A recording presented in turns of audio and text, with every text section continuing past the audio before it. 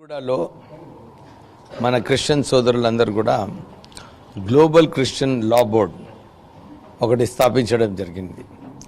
ఈ global Christian లా board ద్వారా Christian సమస్యలు వారికి అదే ఇప్పుడే చెప్తుండే, సార్ మాకు ఇన్ని సంవత్సరాల నుంచి ఒక కొత్త క్రిస్టియన్ భవనం అన్నా కానీ క్రెమటోరియం అన్నా కానీ మాకు శాంక్షన్ కాలేదు.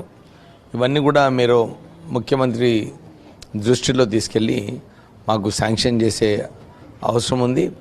దాంతోపాటు క్రిస్టియన్ సోదరులకు అందరికీ కూడా ఫ్రీ లీగల్ సర్వీస్ మా బోర్డు ద్వారా మేము చేయాలని ఈ ఆఫీస్ పెట్టుకోవడం జరిగింది.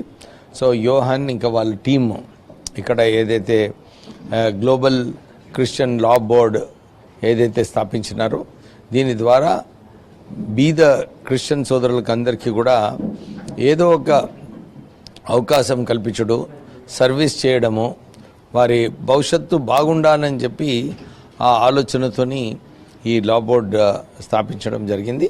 సో వాళ్ళందరికీ ఇదే భరోసా ఇస్తున్నాను.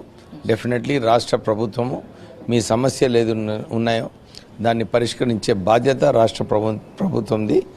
మీకు ఏదైతే ఇంతకుముందు ల్యాండ్ ఇచ్చి మళ్ళీ డిస్ప్యూట్లో పోయిందో ఇలాంటి డిస్ప్యూట్స్ లేని చోటు కూడా ఐడెంటిఫై చేసి మీకు అలాట్మెంట్ చేస్తూ మీరు మంచి భవనం కట్టుకునేలాగా ప్రయత్నం చేస్తానని చెప్పి మీ అందరికీ కూడా ఒక భరోసా ఇస్తున్నాను. మహిళా ఎంపవర్మెంట్ చాలా ముఖ్యమైన సమస్య.